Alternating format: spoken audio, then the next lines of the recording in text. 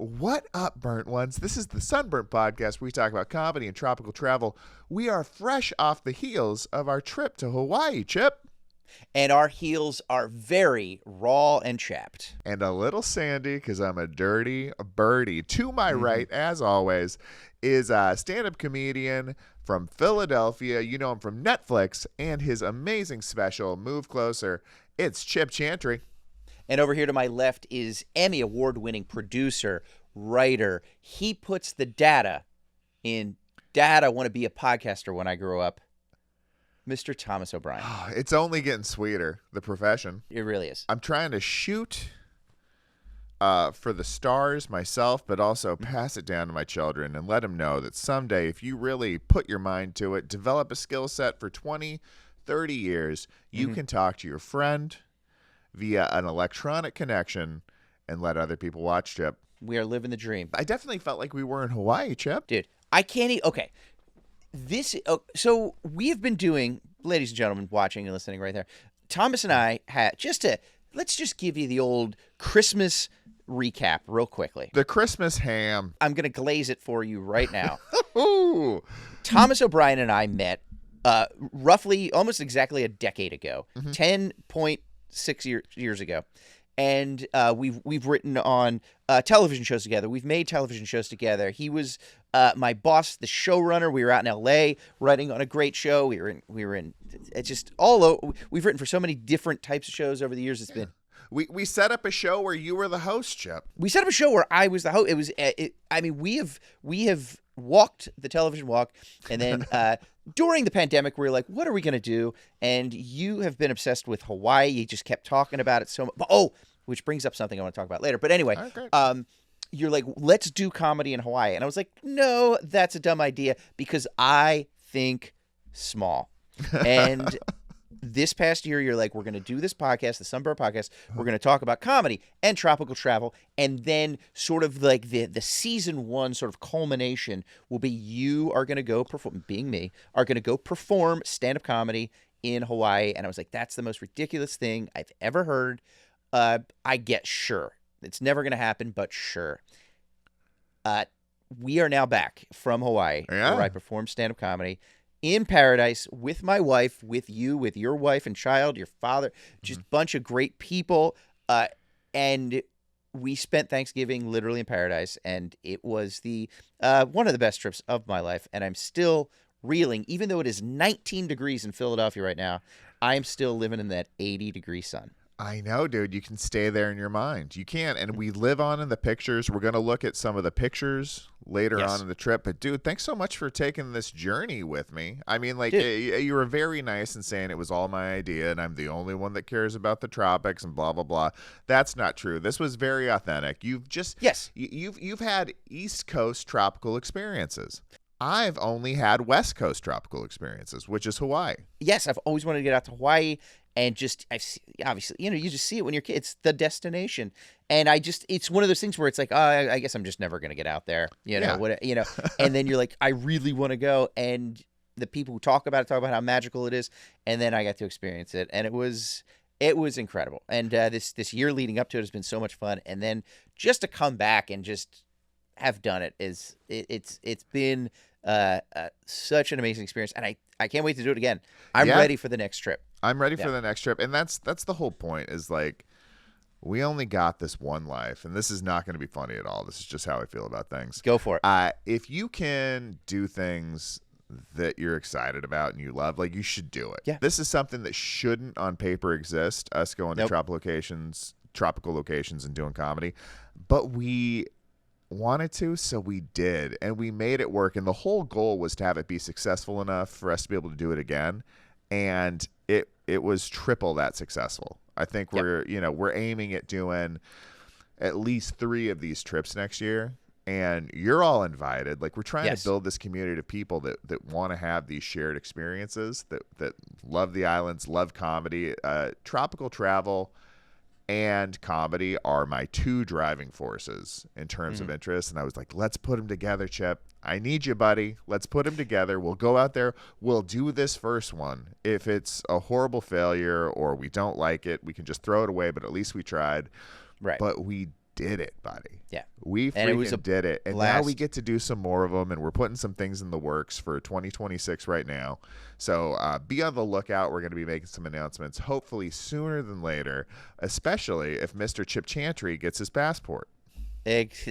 One thing I do have to update is my passport. And the teleprompter right now, Thomas, is telling me call to action. We are wrapping up 2025 right now as a community, as a world. And you are probably looking ahead to 2026. Yeah. I want to drop a few pounds. I want to get a promotion. I want to do this thing. Maybe you're looking at like, what are my vacations going to be for 2026? Stick with us. Our plan is to do a couple of these. Why not come with us to almost be your little sort of tour guide, travel agent type situation? Come see a comedy show in a beautiful location. We'll chill out and have a great time in 2026. So if you've like, I got a couple of vacation days saved up, let's do that. So stick with us. Make sure you follow us on the socials. Subscribe to our YouTube channel if you haven't already. And we got some big things on the horizon. Huge number of people listen to this thing. You can see our beautiful faces here on YouTube at Sunburnt Pod. Go ahead and hit that subscribe button, as much as I hate saying crap like that, because it does help us out. Yes. All right. Well, we got to get this thing cooking.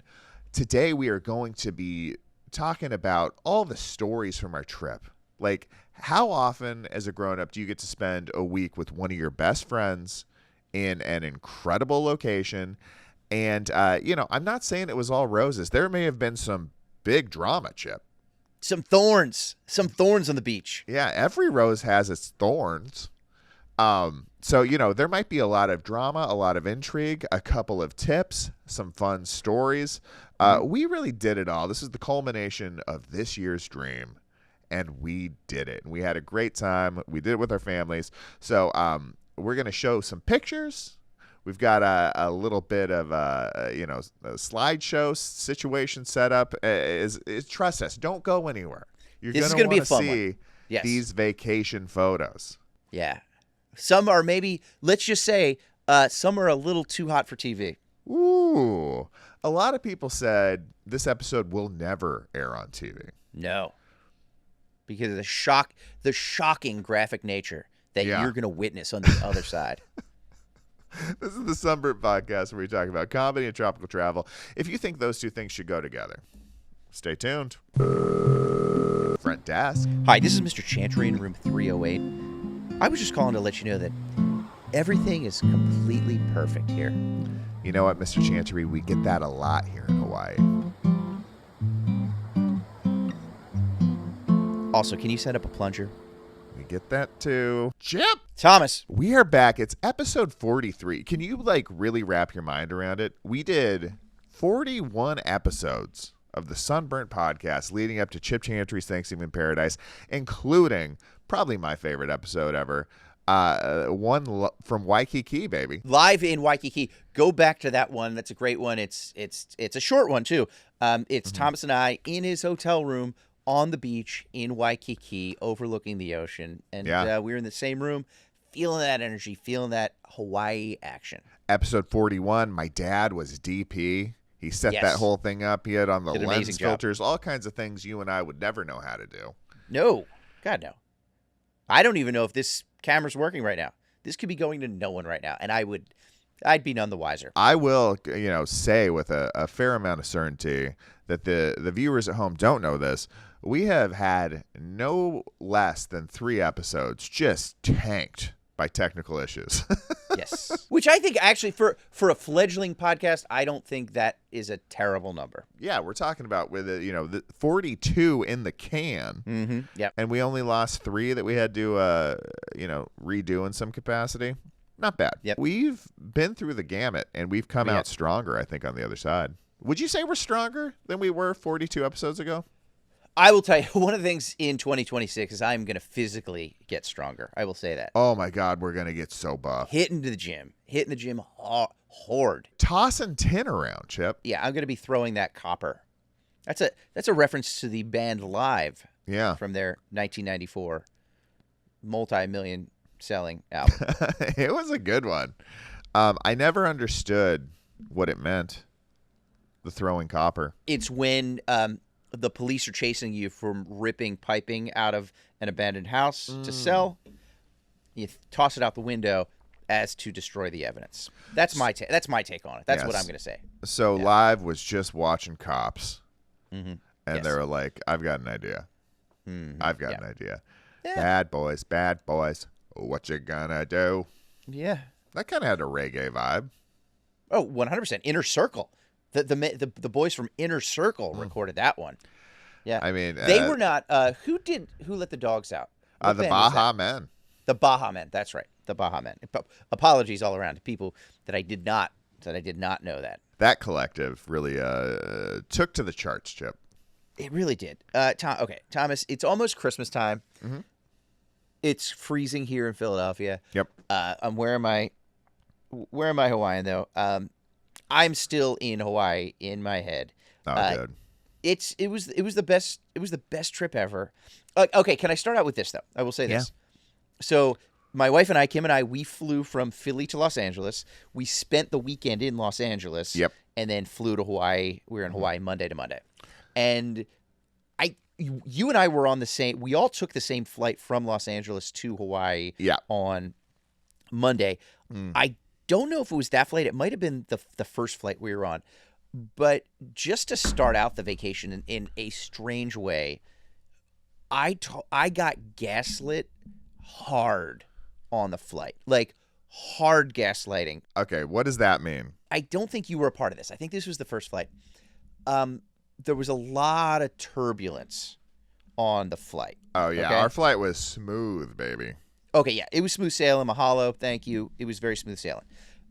However, although, by the way, 2 medical emergencies on our flight to Honolulu. Do you remember that? It's always so unsettling. But, like, my dad was in front of me. You and Kim were behind me, and you just get the vague, is there any medical personnel on the flight? And it's just like they're so calm about it. And the calmer they are, the worse you know it is. Oh, yeah. Never got any confirmation. I'm assuming everything worked itself out? Yeah, we were sitting like how there's the area. Like this, we were on an absolutely gigantic plane. It was one of the big boys. That's how I like to fly across the Pacific.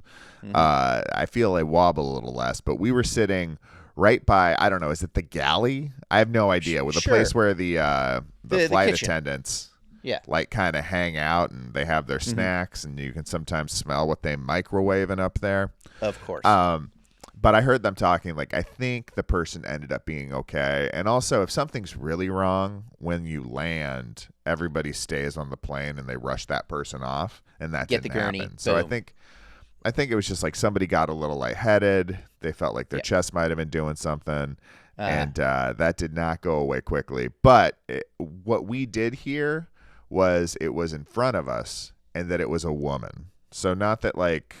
Okay. I was happy that a woman was in peril or whatever. I just knew that my dad could be mistaken for a lot of things at this stage of life.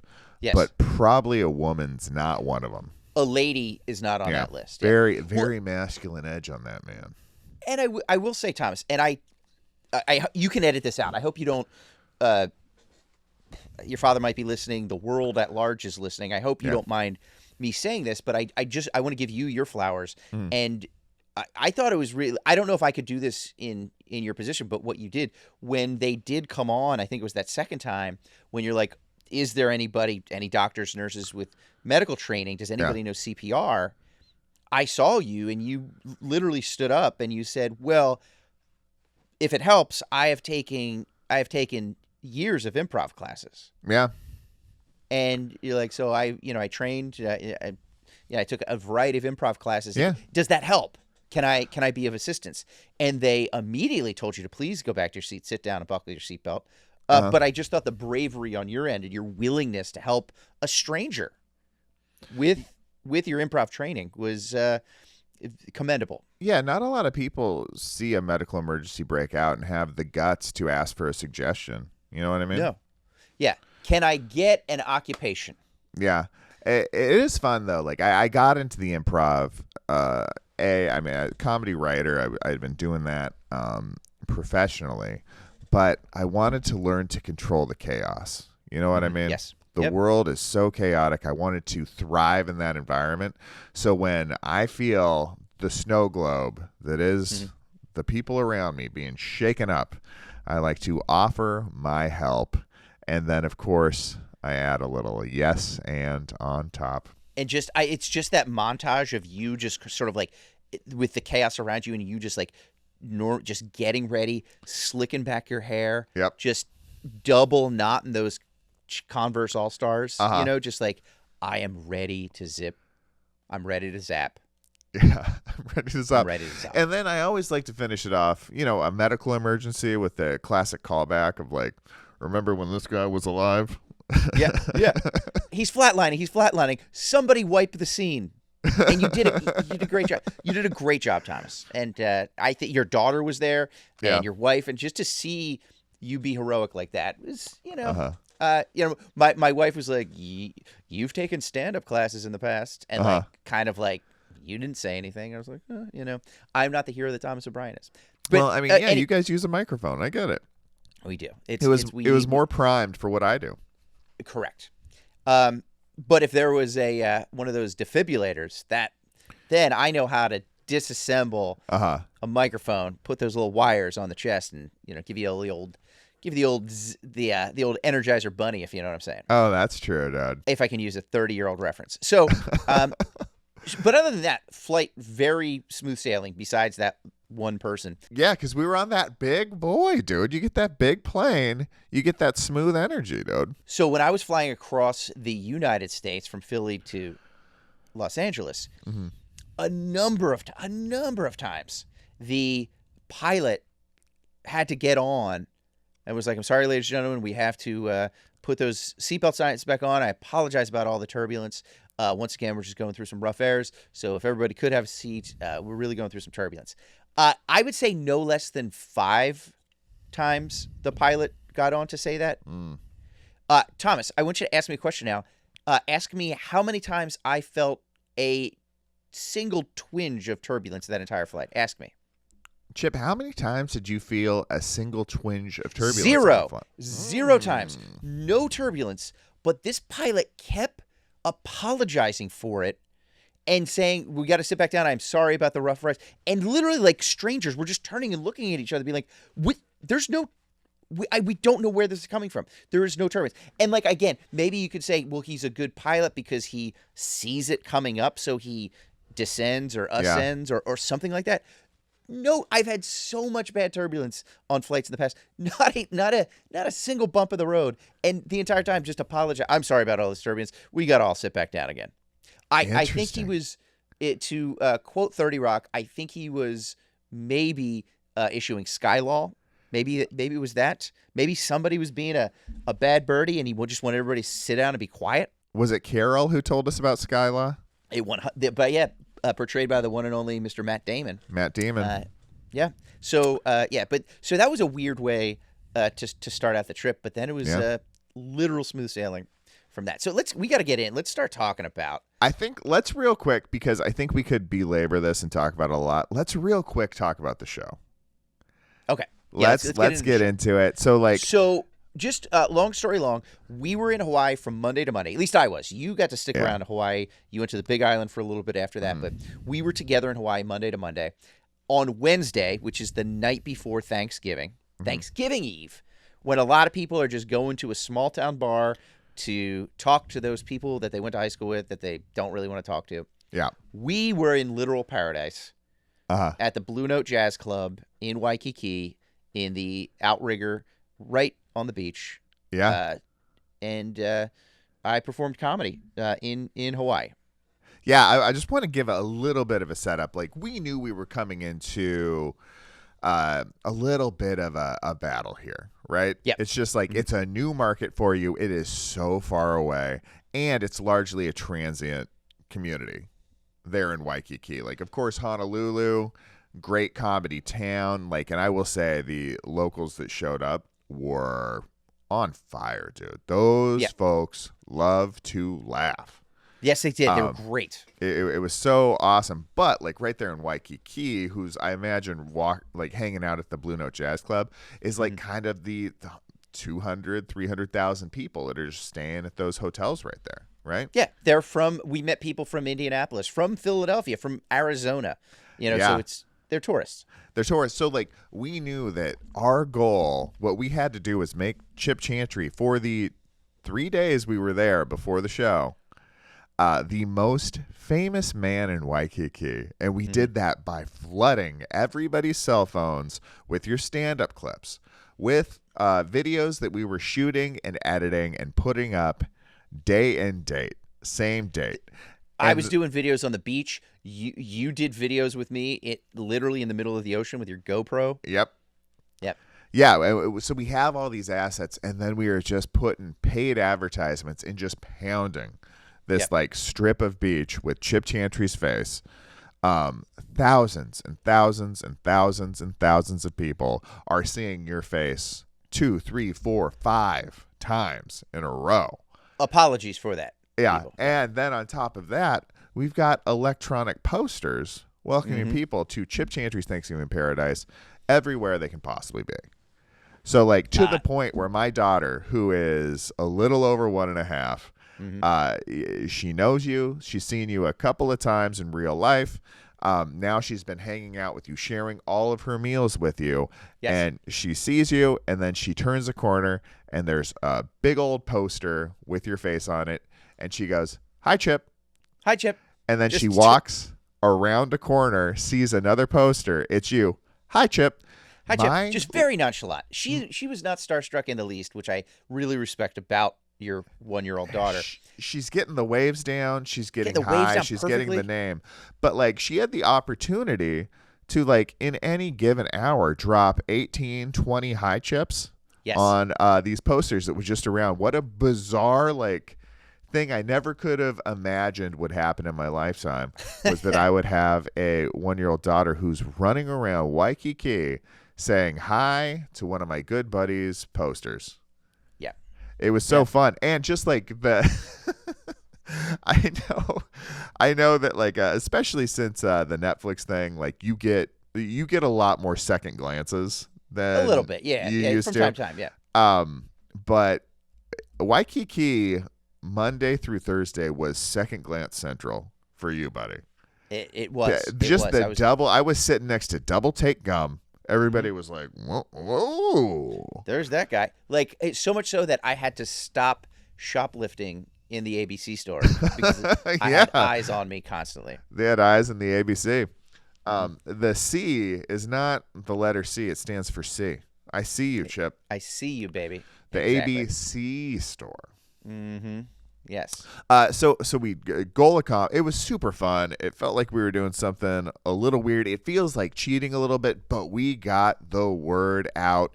Yep. And then, before the show, the Blue Note was great the whole time. They let us in. We had a wonderful green room area.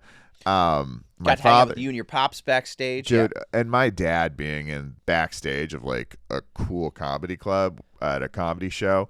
I mean, he in Waikiki, as you can imagine, anybody's. Sure. But my dad was so pumped up. So thank you so much. I know the green room can be a sacred space for a lot of comedians. I was so glad to have him back there. You not so much, but him, it was just it was a calming presence. Well, I was mostly using your private restroom. There was a lot of that. There was a lot of that. I do not like the public stuff. I like your private restroom. And then, dude, the crowds showed up. They were hot. They were ready to laugh. And I will say, like, just a surprising amount of folks from the Northeast.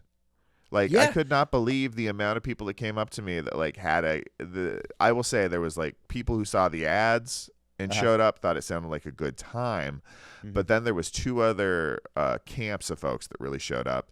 And it was people from the Northeast, because you do have a very big presence, especially like with the Philadelphia material that's gone a little viral in the past. Right. So there was those folks. And then there was families with teenage sons who dragged everybody there to see the guy from Tires. There was a lot of like, there was a lot of like young sons, older parents, like that situation, like young adult kids and their parents there, which was fun. And like, I think I can also do comedy that hopefully reaches all of them. Oh, dude, it really did. It really did. There was, it is funny. You do fixate on like the one guy that's not having a good time. And there was definitely like one dad. Oh, that one dad, and he was the dad. I could tell that too. He was the guy off to the side, right? Yep. Way off. Yeah. To the side. Well, yeah. You know exactly what I'm talking about. It's like his whole family was dying, and I'm not sure if he stepped on a sea urchin. Maybe he got a jellyfish sting. I did see him peeing on his own leg during the show, so I think maybe so there were some medical issues going on. Yeah.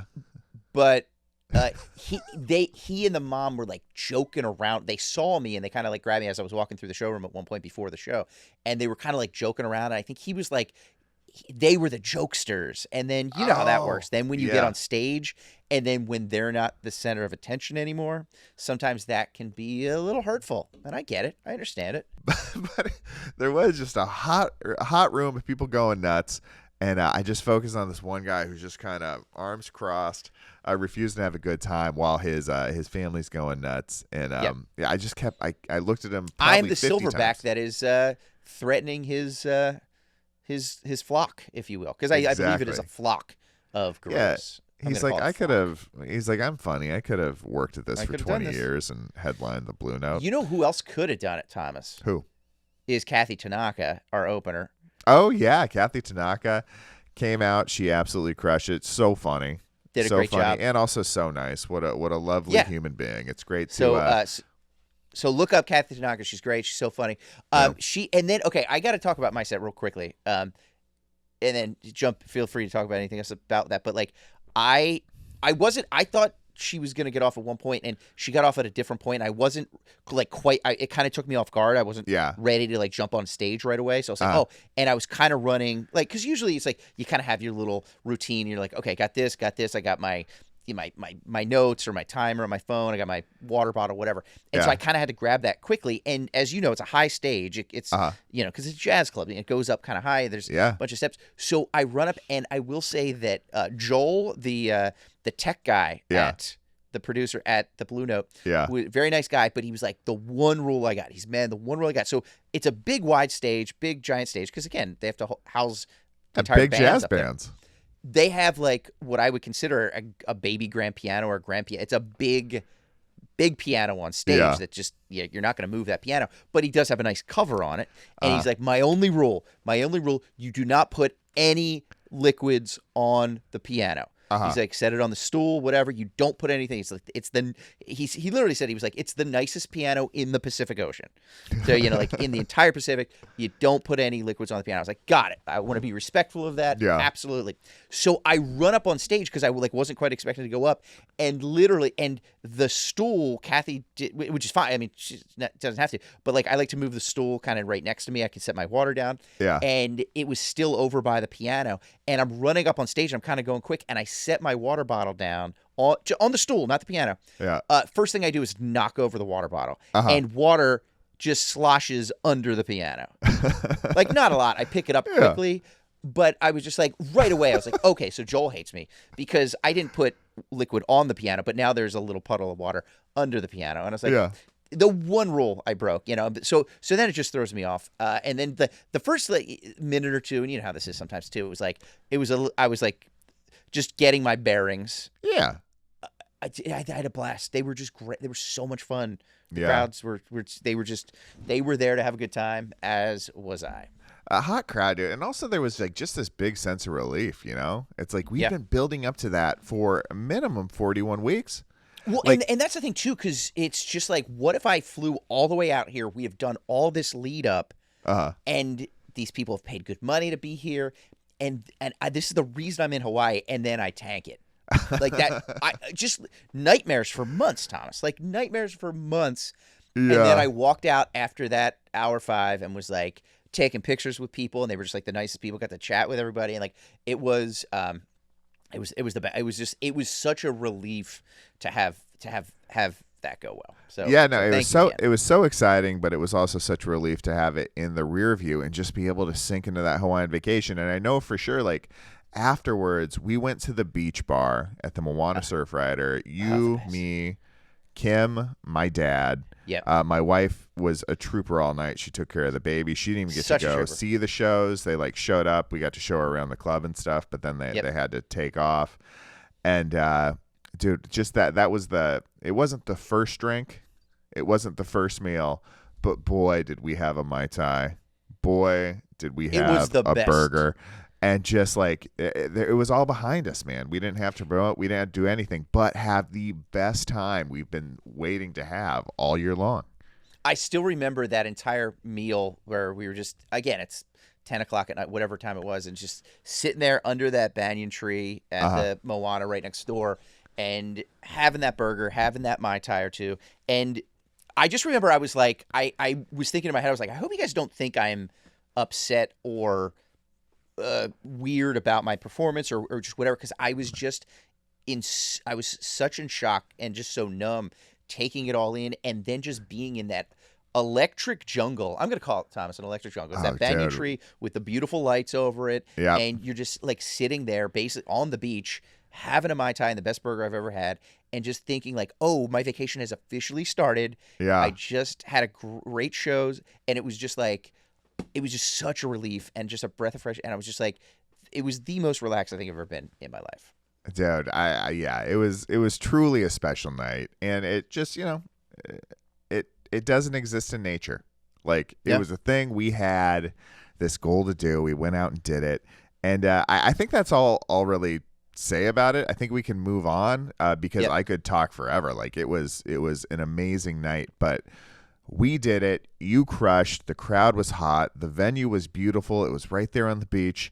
And before we did the show, and right after we did the show, and during the show, we were in Waikiki. We shot promos in the Pacific Ocean in 78-degree water, which is still like, I don't know. There's part of me that can't really believe it. Like, that's what we were doing for work that day. Yeah. And it was like, it was the goal. I was like, we want to do this thing there, but just Diamond Head's in the background, a couple of buddies floating in Waikiki with Diamond Head behind us, I have ripping some photos promos. of that, by the way. Yeah. What? I have some photos of that, by the way. Oh, yeah. Beautiful, dude. We'll get them. And there's also like, there's the new promo video on our website. Yeah. Or on our YouTube channel for people who haven't subscribed, of just us floating, ripping a promo for the Sunburnt podcast in Waikiki. Dude, it was, I don't know, chef's kiss. I loved it. And thank you for just putting it all together and just making those arrangements, producing the thing, and just it was it's one of the top shows of my life. Just in general, it's going to be such a memory. Well, also, and we got to bring people with us, dude. Yeah. We got to bring people with us, some home crowd advantage in a foreign land. And then we it was just to have a group of people to spend the rest of the week with and go around and see the island and do the different things. It was just a dream come true, dude. And I'm just so excited to keep building. And like we said, and get more people out for the next one. Yeah, it was successful enough to do more. So we are like putting together hopefully 3 in 2026. And I just want to keep building this, and hopefully we can have the same kind of traction, grow in stature, and get to a point where this is just something we do regularly with everybody else. So dude, that was awesome. But I think so we have two directions we can go. Do we want to just talk about the trip in general, like what happened when we got there, and then start working forward chronologically now that we've covered the main piece, the show, or do we want to just jump into some photos first? Do you mind if we do some photos? I think I got some highlights of the photos, and then maybe we go from there. Yeah, let's do the photos. Let's get into it. I'm so excited. And by the way, if you are listening here, you can check out these photos on the show on YouTube. So make sure you check that out. Or we're gonna make it so it's literally my career to paint a picture with words, Thomas. So don't feel like you have to. You can be listening, and I hope I give you that experience overall. So, but I got some stories from the island, from our trip. Good God, Chip. I'm sorry. Like, I live in these pictures. Like, I have a whole other life where I do work, and I have friends, and I have a family. But where I really live is in these pictures of us in Hawaii. Okay, which I will say, here's something that we have not talked about yet, Thomas. Post-trip, and I'm so excited. You need to share the link with me and maybe with the world, okay? When Thomas and I worked together on a show in Los Angeles. So first of all, we were in beautiful Los Angeles. We were in Burbank, where it was sunny and 75 every single day during the winter. Had a great time. You would sort of have this moment of zen, this sort of meditative. Every morning we would get in, we'd start work, and then you would just sort of like, we were in the Comedy Garage. It was called it was literally a big garage kind of hangar thing where we had a bunch of desks, and you would be at your computer in the corner, and you would just really be intense. I didn't know if you were crunching numbers, what you were doing. Tell the world what you were doing, Thomas. Every day I would. It was back, and what was that, like 2017, 2018, 2018. The Moana Surfrider, where the beach bar is, right next to the outrigger where the Blue Note is, had a beach cam where it was just set up in the hotel, and you could see the beach and the ocean. And a showrunner, pretty stressful job by a lot of metrics. We had a lot going. We had a great team on that show, but like I realized that I could do better for myself and everyone if like I kind of managed some of the stress. So one of the things I would do was I would mandate at the same time every day that I get 15 minutes to go just spend on the beach in real time, dude. Yeah. I would take 15 minutes. Is that something they still do? Do they still do that? Nope. They popped it down. There's a lot of hotels that still have them, I think. Okay. But like, find one. It was a special time, special place. Like I needed it then. I don't think I had a lot of they were doing the it tools just for you, buddy. or the maturity to handle those types of things at the time. And that was one of my things. Like I would just literally call it meditation, call it whatever you want. Yeah, I would put on my headphones. I had enough seniority in the project to have like pretty much the only office, right. And nobody could see my screen. I did not know, it appeared that I looked like I was a psychopath who was just like intently. I thought you were hard at work. You were just like sort of, you were just very focused for those 15 minutes. Yeah, most of the time I was pretty hard at work. But I was every day, 15 minutes I would spend in Waikiki, remembering vacations I'd had with my then girlfriend, now wife. And dude, it really, it helped me, I think. And I think it helped the show, and it helped everybody else to have me not be a walking, talking ball of stress and anxiety. Absolutely. Absolutely. Now we can live in these photos, buddy. Yeah, no, we got them, and we've shared, hundreds of photos already. And we haven't even like curated all of them yet. No. But you have curated a hot group of photos here, and we're just gonna get right into it, bud. What do you say? I'm going to blow through a couple of these, right. And with your help of forwarding the photos. And again, if you're just listening to this, I'm going to paint a picture for you. But again, go to our YouTube to find that out. Okay, so this first picture is a picture of me and my wife, Kim, with our leis that you shared with us. We're wearing leis on the beach. This is at the Moana where you were staying right next to our hotel on the beach. And so this was our first lunch. It was our first meal in Hawaii that you told us we had to have. I had the burger, the best burger I've ever had, the Mai Tais. And I will say that the reason I picked this exact photo to start out with is because I think I look very good in it. I'm going to be honest with you. I think it caught my good side, caught that charming smile of mine, and I wanted to share it with the world and show them what a handsome fella I am. That's the reason I'm going with that one. But that's our first day, our first meal in Hawaii, first time on the beach ever. The hibiscus flower looks amazing on you and Kim. Everybody's looking good, but like, it's a meaningful picture, dude. This is we talked about how to spend your first moments in Waikiki. We went over it 2-3 times on the podcast leading up, and it was get to the beach bar, have a Mai Tai, have a burger. Right to the early check-in. The early check-in. Right to your right in this picture is Diamond Head just peeking up over the edge with that amazing blue water on that white sandy beach. And you were coming from Philadelphia, stopping in what was a pretty gloomy, rainy Los Angeles. It was. And then being deposited into perfect blue skies. We've got the boats sailing out, taking tourists on trips around that portion of the island. We've got people relaxing on the sand. There is sunscreen everywhere you go. There's a ton of just tropical drinks being cooked up right next to us. And you are there, and this is your first opportunity to really start to realize this week is going to be something different than I've done before. You're rocking a Hawaiian, which we always prescribe for depression and or travel wear. Mm-hmm.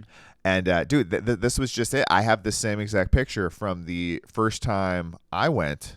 And also, if you look closely at our thumbnails, I am not joking you when I say that back wall and those umbrella supports are in probably 4 or 5 of our thumbnails of the 41 episodes we've done. This means it all, dude. I love it. The beach. I'm going to say it right now. The beach bar in the day or at night when it's all lit up with the banyan-tree, probably my favorite place in the world. It's one of mine too. It's such a great chill location. Dude, unbelievable.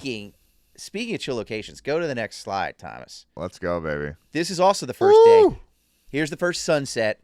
This is the first sunset over the Pacific, standing on Waikiki Beach, which is such a cool thing that just the island, or at least Waikiki, just sort of shuts down for about a half hour or so, where everybody just goes out to the beach and watches the sunset, as we did every single night.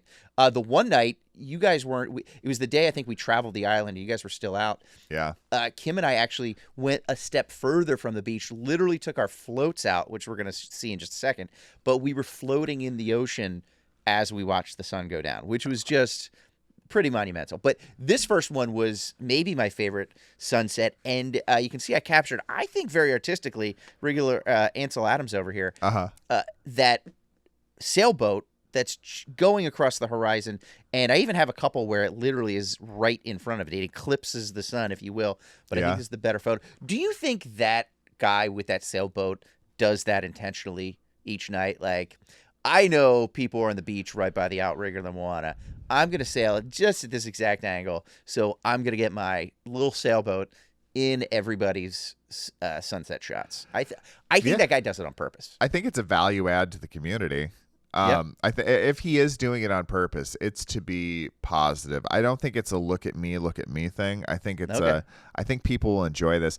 There really is a vibe of like, I don't know. It's almost a religious ceremony, Chip. It really is. Everybody just comes out and shares in this beautiful thing that happens on a regular basis. Like, you can set your watch to it. You know when sunset's going to be, and everybody just goes outside and enjoys it together. And I don't know, it really does feel like, it was more than us watching it, like our little crew that we were rolling with before the show. It's everybody walks out, it's there, boom, sees it, and then back to what they're doing. Yeah, if that was what church felt like, I might go, Chip. Yeah, that's what it'd be. And no donations. Yeah, and they didn't ask for any of that sweet cash.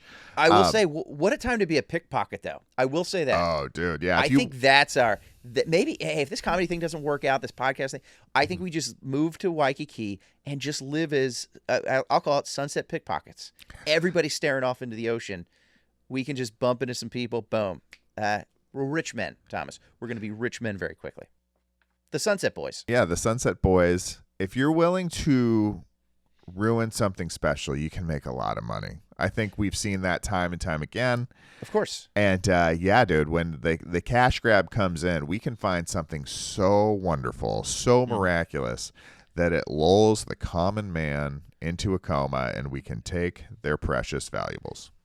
Beautiful. Speaking of taking their precious valuables, go to the next slide. We're not going to spend too much time on this. It's just you and me in front of the Blue Note Jazz Club in the lobby of the Outrigger.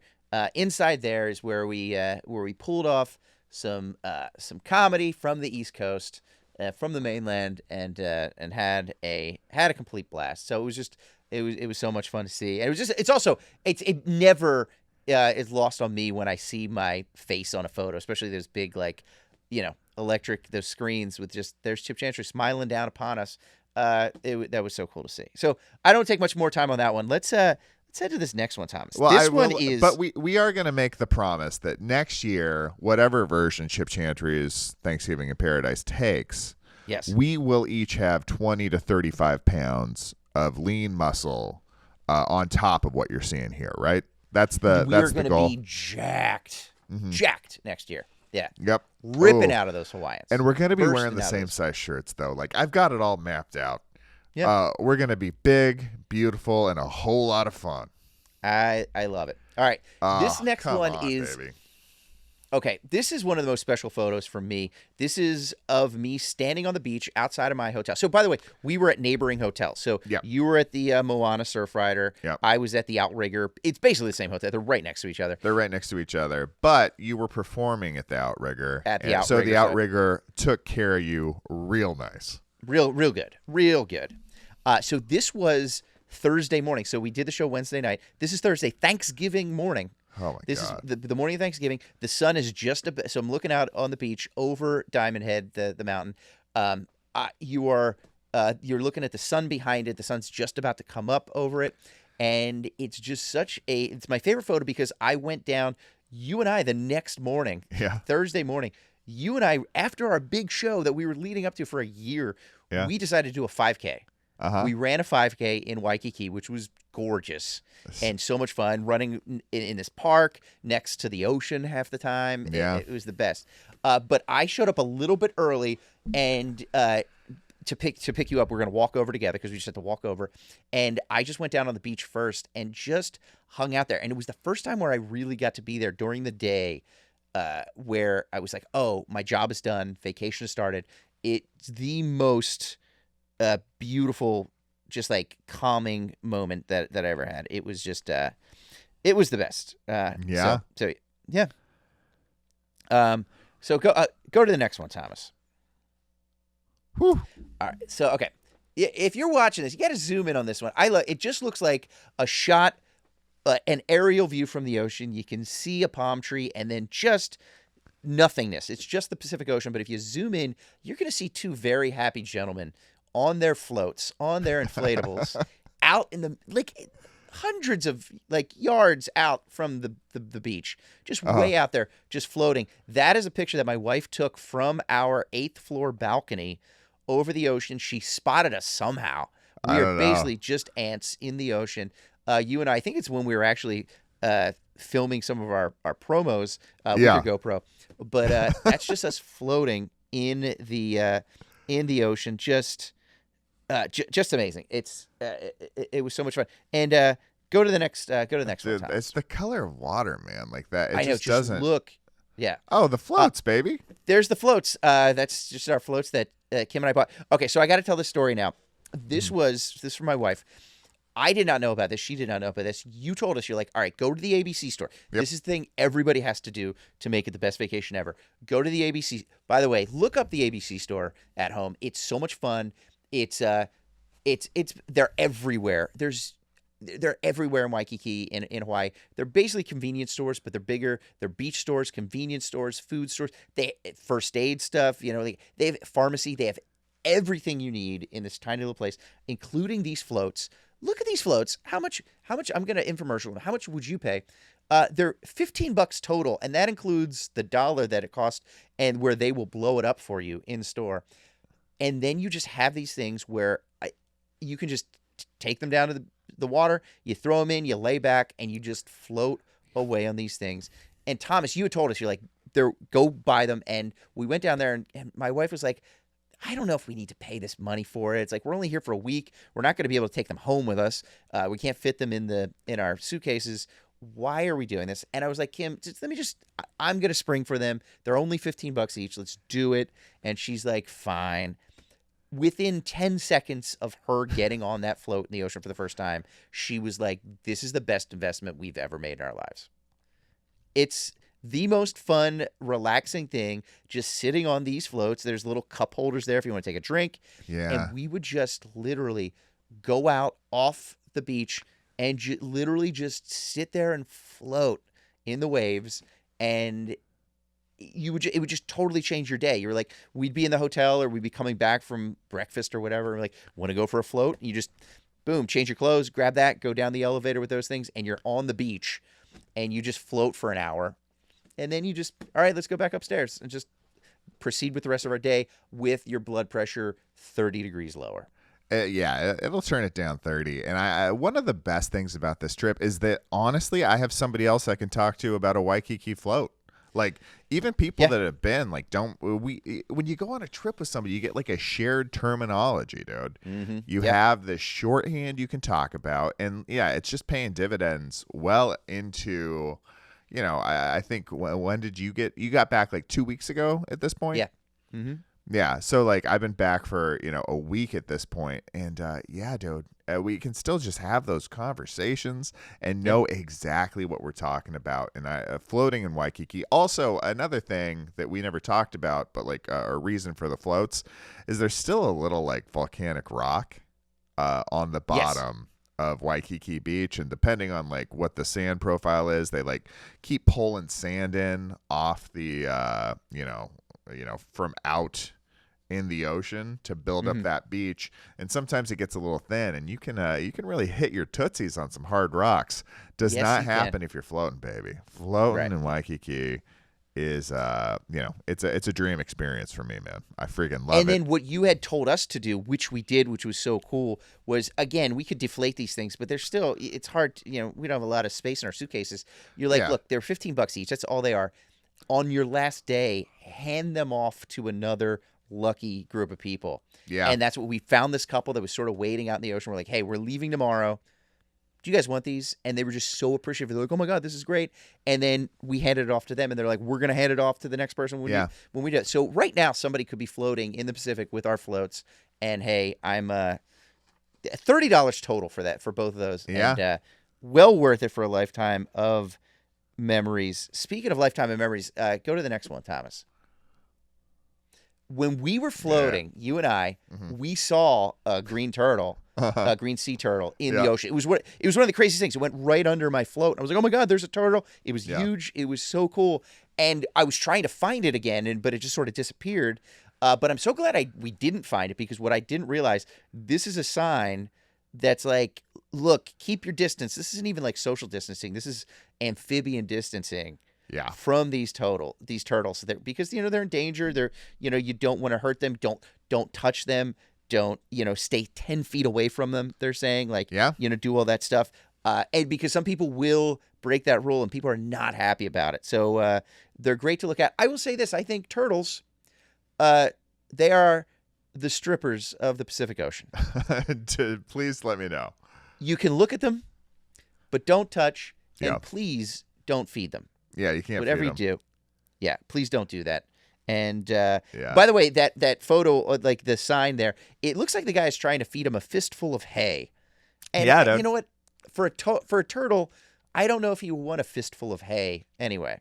But don't do it either way. Whatever it is, hay, Skittles, I don't care what it is. Don't feed those turtles. Don't go near them. Admire them from a distance, and I think that's the way to do it. No, they're the absolute best, and it really. I've never seen anybody be disrespectful to a turtle, but I would.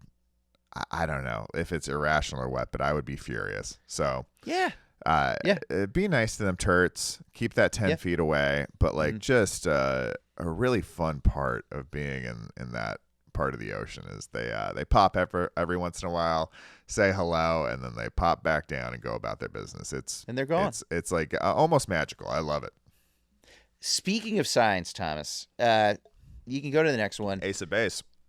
I saw the sign.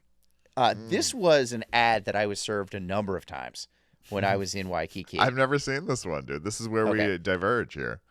Okay. It is an aerial view of the Pearl Harbor Memorial, which is on Oahu, where we were. But it's advertising Pearl Harbor tours, which is a wonderful thing. It's a to commemorate the lives lost and the historical significance. I mean, just the world is a different place because of that event. And but the way that this ad kept getting served to me, it's just an American flag, and then it just says hassle-free Pearl Harbor tours. Hassle-free. Go see this amazing thing that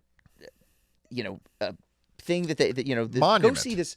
Go see this amazing monument that they've erected, and honor the lives of the over 2,000 people who lost their lives. But you know what? avoid the hassle. You got to avoid the hassle. Avoid that's the one thing you want to do when you're going to pay your respects to a memorial like this. Just you don't want any red tape. You know what I mean? Yeah. No, that's like going to see like, hey, go see Antietam, the bloodiest battle in the history of America from the Civil War. But you know what? You don't need any headaches. You don't need any ballyhoo. Just you don't need hassle with that. And I think here's what I would do. Thomas, if I was, if I were advertising like a tour to Pearl Harbor, I would be like, this is going to be a hassle, and you're going to go through it. Because I think, as a patriot, I think there should be a little bit of a hassle, a little bit of a struggle to go see this thing. Yeah, let these Americans take their medicine, learn where freedom comes from. I think part of that. I also think for this ad, what I see right here is somebody who understands the demographic who's probably like most excited about Pearl Harbor. Yes. It's like you're going to be a little older. You're going to be on your vacation. You're going to be at a point of like, I've heard of Pearl Harbor. I'd like to see that. But I'm at a point in my life where I'm rich enough that I can travel to Hawaii, and I'm just not going to be hassled by anything. No. You know what I mean? Not at all. Also, I think the other issue might be is there's an even easier way. There's an even less hassle way to get a Pearl Harbor tour, and that is to watch Mike Brady give one on the 3-episode arc where the Brady Bunch went to Hawaii, season 4, episodes 1 through 3. And you can actually see that on hear us talk about it on episode 42 of the Sunburnt podcast, where we compiled every time we talked about the Bradys in Hawaii into one 2-hour plus extravaganza where we just get into the nitty gritty. You're like, did you do any research? Did you add anything to it from the production? No.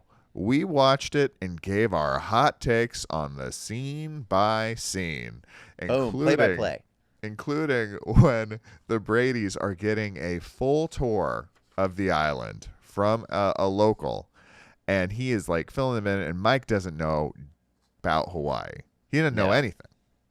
And then all of a sudden they got on that ship, and Mike's the only one speaking. He's telling them the ins and outs, the intricacies. Because this is Mike's time to shine, baby.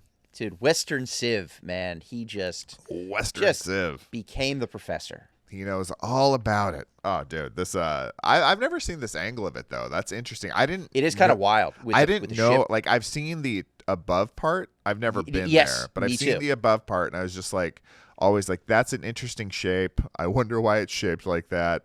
This doesn't make any sense to me. But now that I see it from the above, that this is just right over the ship and it kind of is giving you a view into the underneath there as well. I mean, hats off to whoever designed that. That's very interesting. Boom. Speaking of monuments, let's go to the next one, Thomas. Oh, buddy. Foodland, baby. Dude, this hits. Foodland, one of the high points of the trip. This is on the North Shore on Friday. We took some cars. You had an SUV for your fam. Kim and I rented a convertible Mini Cooper. Ooh. Come on. Look at me right here. Drove the island, went up to the North Shore, went to the Botanical Gardens, which was amazing. By the way, I took amazing photos, and I know you did too, of the Botanical Gardens we went to. Were incredible. I don't think I included a single photo from the Botanical Gardens here, but I did include a picture of the grocery store Foodland. Yeah. Because I love this photo. I always have. I'm the guy. My dad worked in grocery stores. I grew up in grocery stores. Every time I'm on vacation, I don't care where I'm at, I'm going to the local grocery store just to check it out. Because if you go to a grocery store in a foreign, like in just a different city or a different town, it's the same but different. There's always just you're just in reality, but it's just a little 5 degrees off. And the reason, and you were the one who took us to Foodland up here. This was our lunch the day we were up on the North Shore. Why were we at a grocery store? Because you would go to the deli counter, basically, which was really the fish counter, and they have.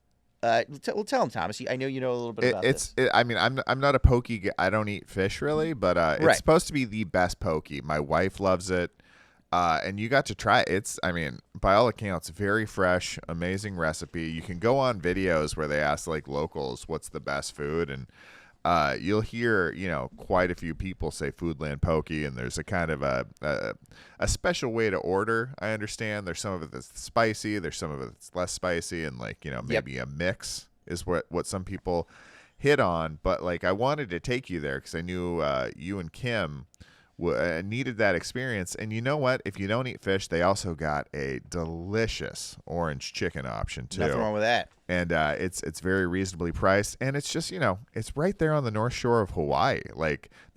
All the Foodlands have poke. This is kind of the one that was shared with me as the go-to place, but it's mostly just because when you're doing a trip around the island, that's about when lunchtime hits.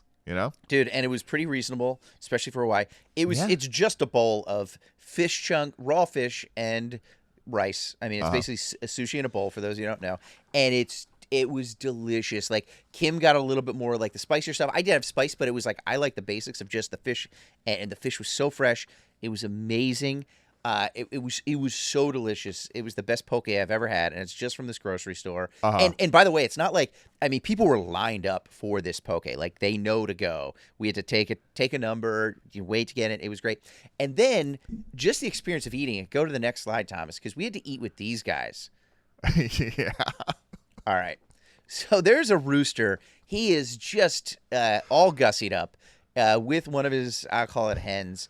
Yeah. And we were just basically in the side of the parking lot at Foodland with this little strip of grass where we're there with me and you and Kim and your dad and your wife and the baby were in the car. But we're eating this poke with these relatively aggressive birds kind of coming at us. I was really worried that at one point they were going to take your dad with them. Well, my dad did sit down right on the curb, which nobody else chose to do. And by the end of his meal was surrounded by no less than 20 birds, and just kind of you could feel them starting to close in, and so could he. The concern was growing on both ends. And it was pretty funny to watch. But yeah, those chickens and roosters are everywhere, man. And I don't know what kind they are, but what a beautiful bird. Look at that guy. Right, what a beautiful bird. Cock of the walk. I will say, down when I was in Key West 2 years ago, they have roosters and chickens, and they also have iguanas everywhere.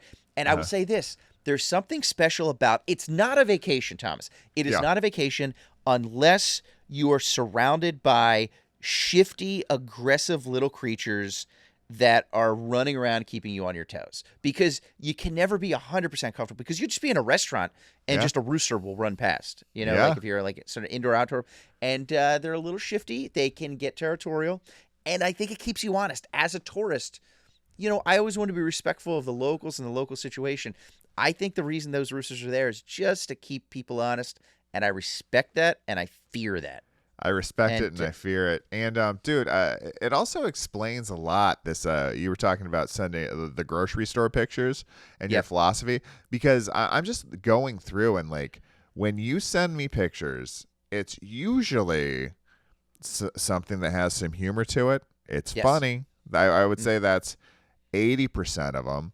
I would say another 18% of them are something amazing, like you're seeing something cool or something noteworthy, something beautiful, something you want to share. And then there is a 2% more, which never quite made sense to me until your description, but are just supermarkets. And case in point, when you landed in Los Angeles, you sent me a picture of some Greek restaurant you were going to say, I'm going to this cool Greek restaurant. And then just a picture of a Ralph's. And I was just like, oh, he's okay. He's by a Ralph's. Okay, cool. A Ralph's is just baby. A grocery store here. That Vons are my favorite. Hey, a Gelson's if I'm feeling fancy. Yeah, I don't know. If you're going a little higher end, we got some Gelson's. But it is you share supermarket photos, man. It's the best. I'll tell you this. Kim and I took a road trip down south on our honeymoon, hit a bunch of really cool towns. And one of the high points of my honeymoon, where I just married my wife, was we were in this rural area of, I want to say, Georgia, and we came across, just in the middle of nowhere, a Piggly Wiggly. And I was like, oh my God, I'm at a Piggly Wiggly. We stopped, we took pictures, we went in, we walked around the Piggly Wiggly. It was amazing. Anyway, moving on from grocery stores, Thomas, moving on. Let's keep moving. Here's the Oh, shot. yeah, baby. Here is the shot. This is perfection. This is my favorite Mai Tai, the Moana beach bar Mai Tai at night. If you're looking at it, you can see the banyan tree that's all lit up. Yeah. It's all beautiful. It's just chill.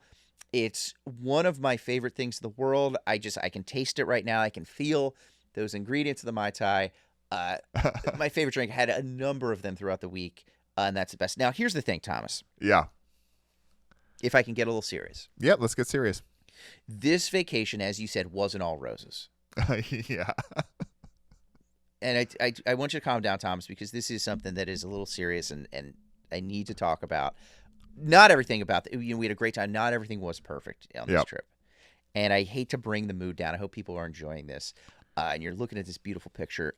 There were some, there's some downsides, and some things that maybe they don't want you to see or they don't want out there that are a little more tragic. And if you could advance to the next photo.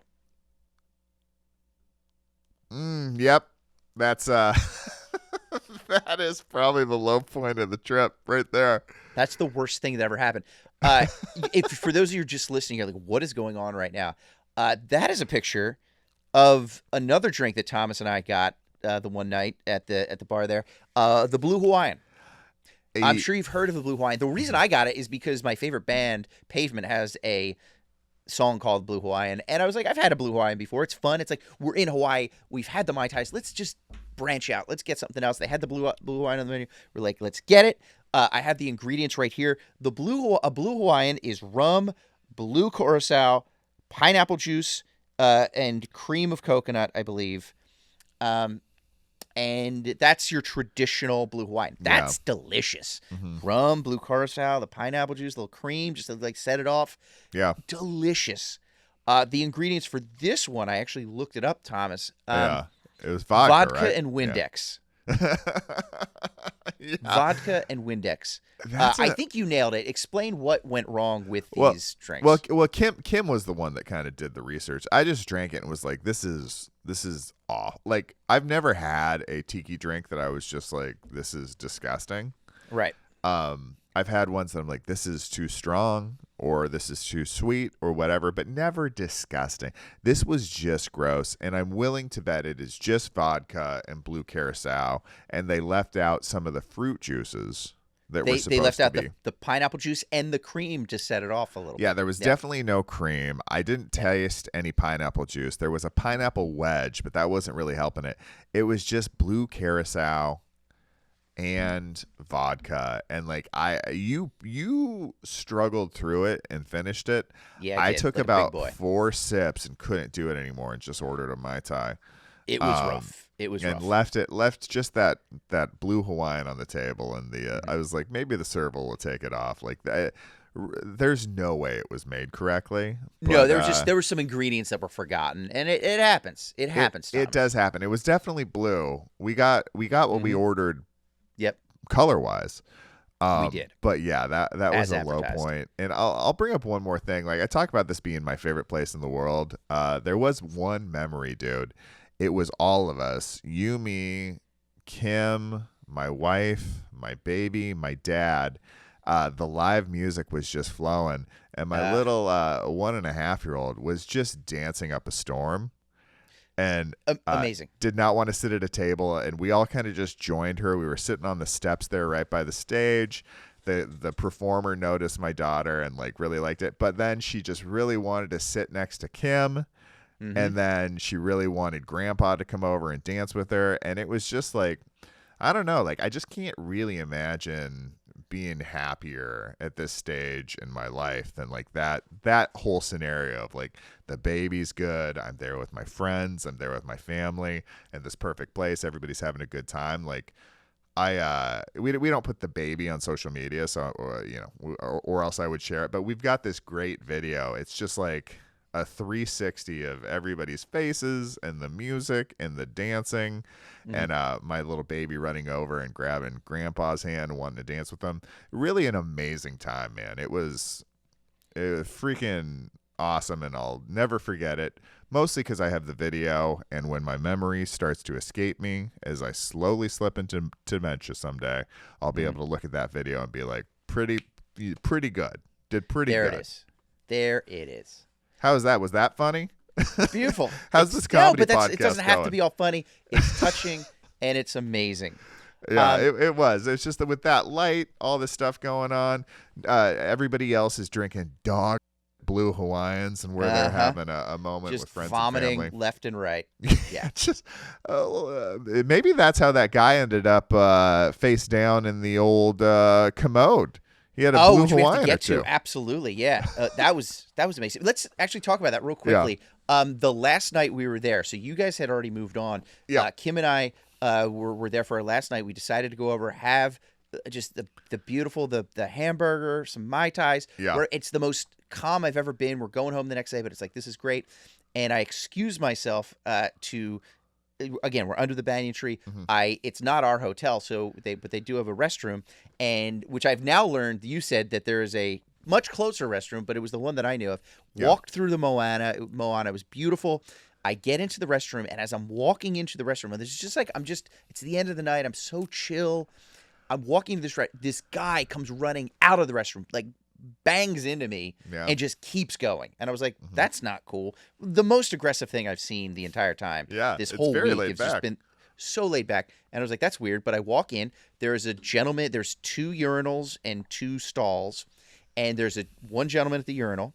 And I just about to go to the other urinal. And I see him looking over the stalls. And I look over and I see something under the 2 stalls, like sharing, like in both of the stalls that are both closed.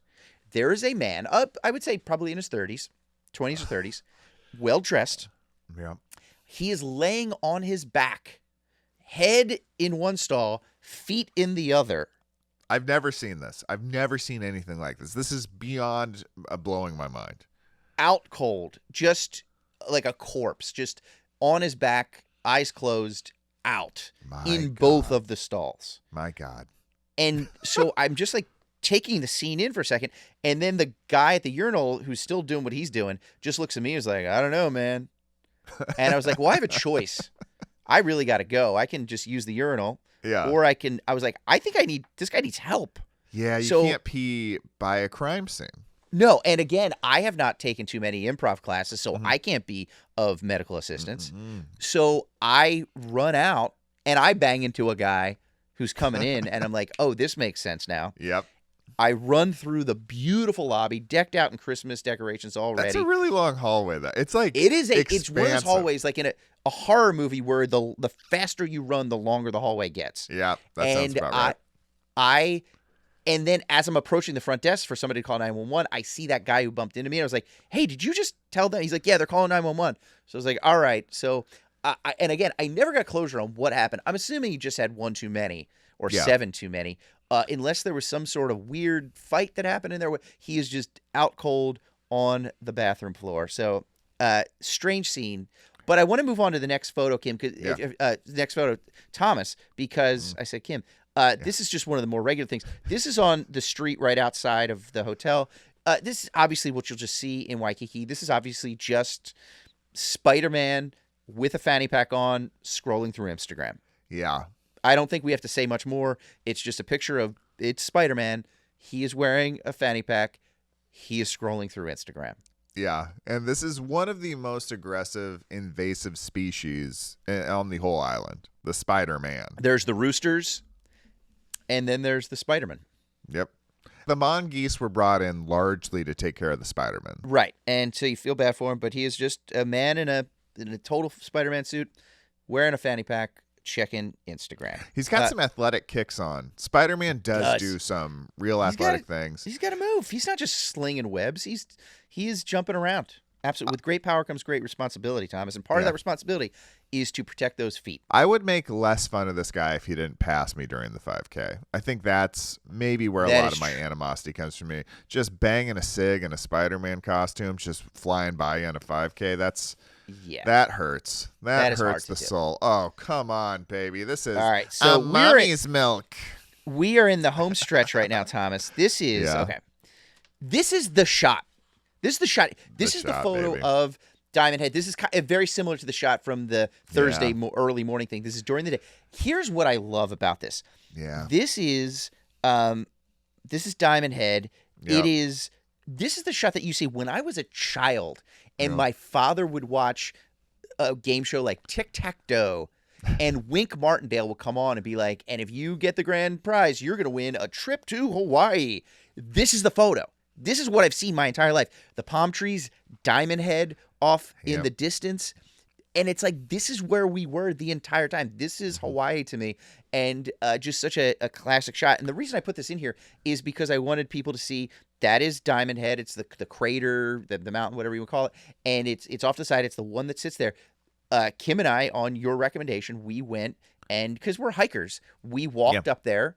It's maybe like 2 miles to get there. We walked there, and then we took the hike where we hiked to the top of that mountain, to the top of Diamond Head. Yeah. And it was a blast. If you want to go to the next photo. It was beautiful. We had a great time. It was a beautiful morning. There's Kim. We're walking down now, overlooking the Pacific, the other mountains. It was incredible. I know where you are here. This is where, this is what separates the hikers from the non-hikers. There is an option to take a less steep way up to the top. You can just keep going, and you guys took the stairs to hell. Yes, we did, because there were some people who were not prepared to take those stairs to hell. I will say that. Yeah. And that was the one, I don't want to say downfall. It's the one thing we weren't expecting. We're hikers. We like to hike. You're out there in nature. It's nice and quiet. You're being one with nature. You're just kind of disappearing. We were having so much fun in Waikiki, but you're basically in a city and a busy beach town, and we're like, we're going to get away. And then we realized that that's what everybody else does, is they get away. Yeah. So there's lots of other tourists. And I feel like such a snob, because it's like, oh, these tourists are just annoying me. I'm a tourist too. But they're just there. They're doing their thing. There was a lot of tourists, but it was fun. But then there was this guy. Go to the next photo. This guy might be a local. He seemed like he knew what he was doing. Okay. This guy, can I tell you what this guy looks like to me? Yes. Frog the bounty hunter. He's wearing a baseball. He's not Dog. This is Frog. This is Frog the bounty hunter, the amphibious bounty hunter. His bounty was on my happiness. I will say that. And he had the warrant and he got it. He's wearing a baseball cap. I put him in his late 60s. Yep. Baseball hat, sunglasses. He's wearing a long sleeve shirt that's open. Yep. Bare chested with a giant cross. Just a giant crucifix around his neck. And I also sent you some short videos. I couldn't put it on the slideshow here. Yeah. But maybe we'll put that online somewhere. Just talk through. We'll put them on. Okay. So here's what's happening. Here's what annoyed me about this guy. Oh, actually, you know what? We're not gonna be able to use the sound. Oh, that's right, because of what the sound is. That's true. Yeah. So I'll describe it for you. Yeah. We just want to be kind of quietly, hiking this beautiful monument. We can hear him before we see him, because he is loudly blasting music on his phone for all of us to hear 2 days after Thanksgiving. Just loudly blasting Mariah Carey's All I Want for Christmas Is You. And it is Chip sent me this video. It is shocking how loud it is. It's so loud. Absolutely blasting it. And if you know anything about the way the Diamond Head hike is set up, is you can't really avoid people because it zigzags back and forth all the way up. There's these cutbacks, so these switchbacks where you would finally we just let them go ahead of us. And it's not like you can let's take this trail instead. It's all the same path. Yeah. So we're like, all right, he's annoying. He's behind us. We're trying to take in the majesty. And then he played 2 songs. He played Mariah Carey's All I Want for You and Wham's Last Christmas. Just those 2 songs on repeat the entire time. It's not the time or the place to hear these things, okay? I'm not watching Love Actually. I don't need this. While everything else this guy has going on is sick, pop in some headphones, baby. That's all you need. And it was just...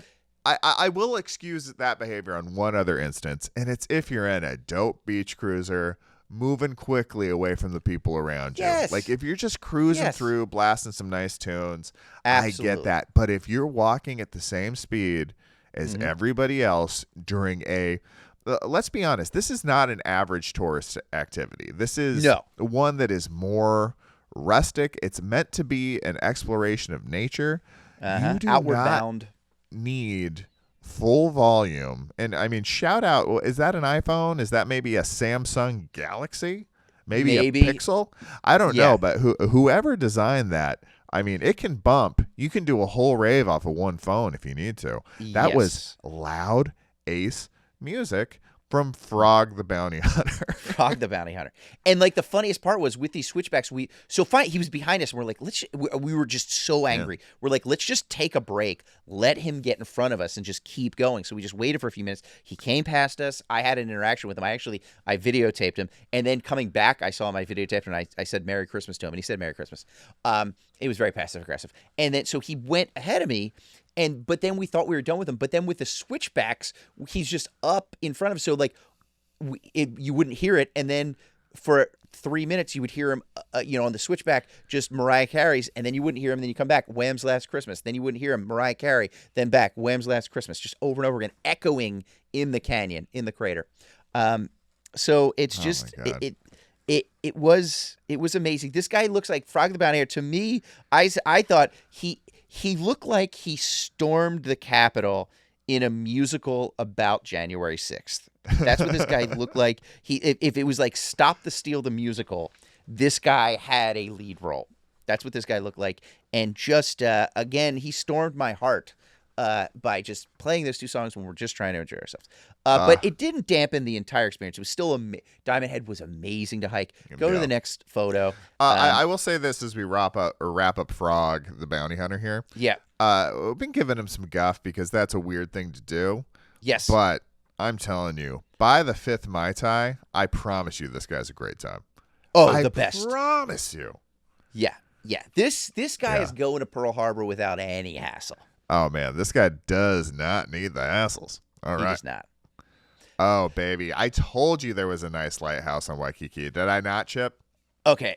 I am such a lighthouse fan. You're looking down from the top of Diamond Head, looking down. This is a lighthouse. It was built in 1899. The Coast Guard now runs it. And it is a lighthouse that's on Diamond Head there. Here's a little trivia question for you and the listeners. Do you know what the name of this lighthouse is called, Thomas? Honolulu Lighthouse. It's called the Diamond Head Lighthouse, Thomas. Woo, very generic, but great. It's such a cool old lighthouse. This summer, Kim and I were in Portland, Maine. I was doing some shows, and we saw the Portland Head Lighthouse and a couple other lighthouses in South Portland. So it's like we literally saw the American lighthouses. That's the furthest apart. The furthest apart, and they're amazing. I have this dream that I want to live in a lighthouse someday, where you're just away from everybody else, overlooking the ocean, nobody's bothering you, and you just live that life.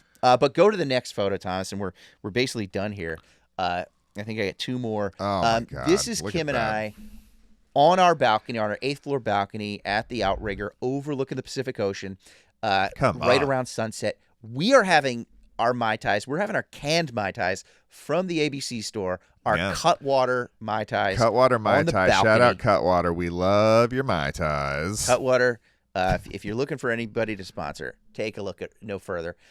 Kim and I had a bunch of canned Mai Tais on our balcony overlooking the ocean, the Outrigger. It's our little personal lighthouse. That's what I'm going to call it, Thomas. Oh, it's that's true. Personal lighthouse. We just had the best. And you told us, you're like, oh, yeah, you're going to get ocean view or whatever. And I was like, yeah, we're going to get a sliver of the ocean. That's how they sell it.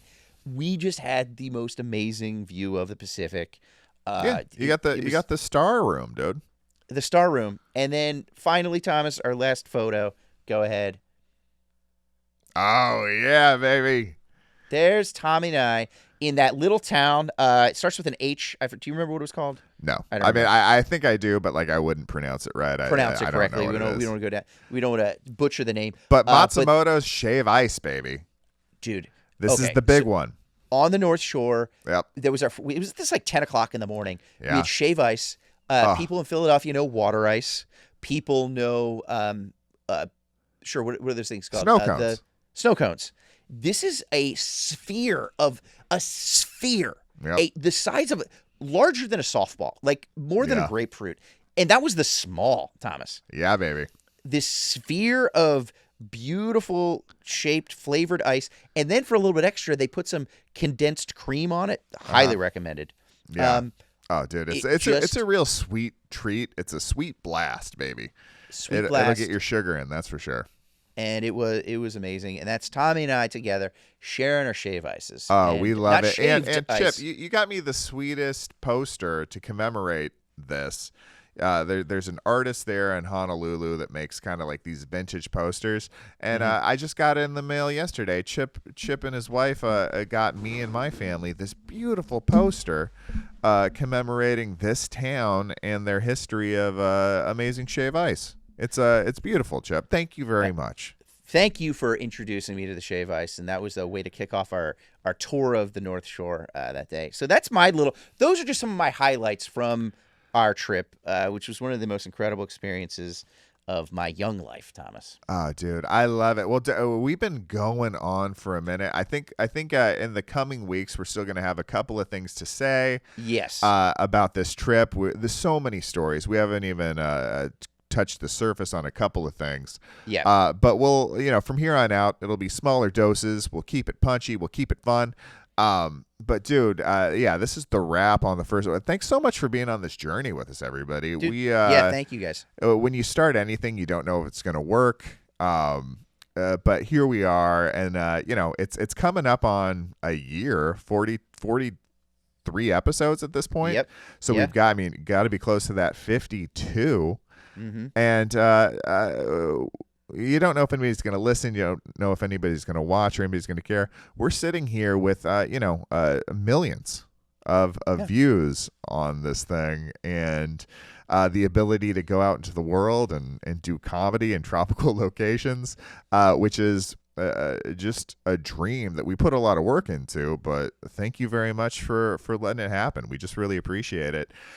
We feel very lucky, and we've had so much fun. And this is the Sunburnt Podcast, where we talk about comedy and tropical travel.